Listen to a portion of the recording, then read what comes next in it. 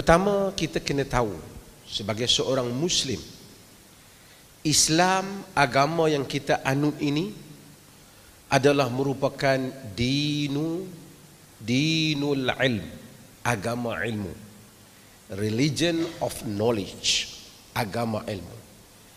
Islam sentiasa menjadi agama yang evidence based, agama yang sentiasa mempunyai alasan dan hujah. Ia bukan satu ajaran yang manusia ikut tanpa tahu kenapa.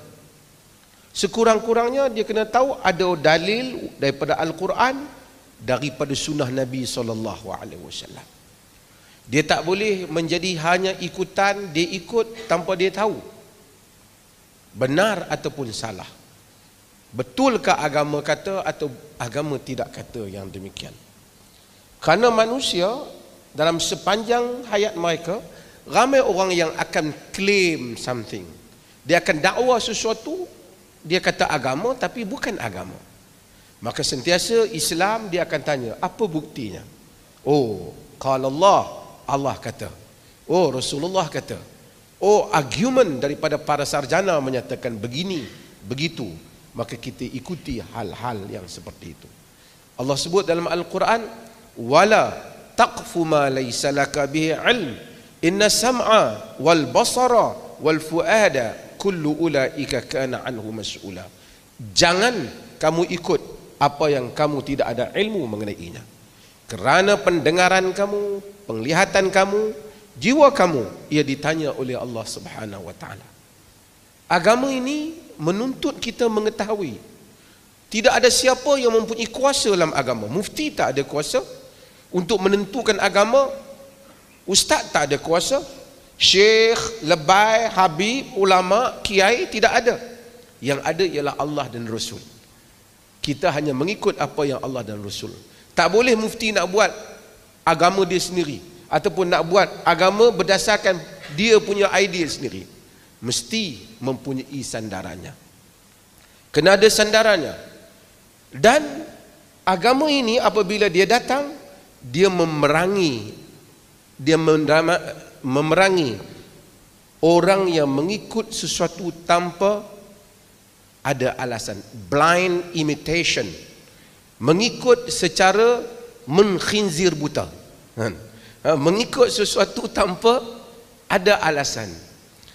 Wa idza qila lahum ta'alu ila ma anzalallah wa ila ar-rasul qalu hasbuna ma wajadna alaihi aba'ana awalau kana aba'uhum la ya'lamuna syai'a wa la yahtadun.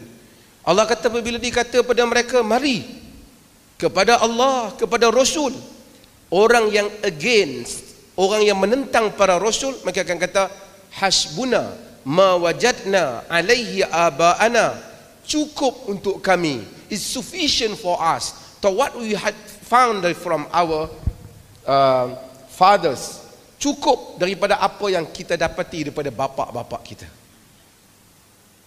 Allah kata awalau kana aba'uhum la ya'lamuna syai'a wa la yahtadun, sekalipun bapa mereka tak tahu apa dan tidak mendapat petunjuk. No, we just follow bapa kita, tradisi kita. Agama tak benarkan hal itu. You follow evidence, you follow dalil, you follow hujjah. Maka pada zaman Nabi SAW ada satu orang cedera di kepala dia. Bila cedera kepala dia teruk, tiba-tiba dia juga bermimpi, yakni dia wajib mandi. Dia kena mandi wajib. Dalam hadis yang diriwayatkan oleh Abu Dawud dalam sunannya, lalu dia bertanya kawan-kawan dia, aku kena mandi juga ke? Tak ada cara lain ke? Kepala cedera teruk ni. Mereka kata tak boleh, kau kena mandi. Dia mandi dan dia mati. Kepala cedera teruk, terlalu sakit barangkali, mati. Nabi SAW berita itu sampai pada baginda. Nabi kata, qataluhu qatalahumullah. Ala inna syifa'ul 'ain as-su'al. Nabi kata mereka telah membunuhnya, Allah membunuh mereka. Tidakkah ubat kepada kebodohan itu? Tanya. Padahal mereka tak bunuh, cuma mereka keluarkan fatwa yang melampau, keluarkan fatwa sehingga menyebabkan orang mati, keluarkan pandangan sehingga menyebabkan orang hancur. Nabi, mereka tak bunuh, tapi Nabi kata qataluhu, mereka bunuh dia. Sebab mengeluarkan pandangan yang merosakkan sehingga mati sama seperti membunuh. Bahkan Nabi kata qatalahumullah, Allah bunuh mereka nanti. Yang ini balasannya Allah ambil tindakan pada mereka.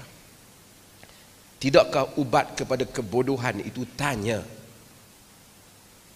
You must to ask me first. You have to. Kamu kena tanya dulu. Tanyalah dulu, pandai-pandai bagi pandangan. Dia ingat lagi keras, lagi bagus. Ni ada juga orang beragama, dia ingat lagi keras, lagi beragama. No. Agama evidence based. Maka dengan itu, kita dalam kehidupan beragama, terutama kita pelajar.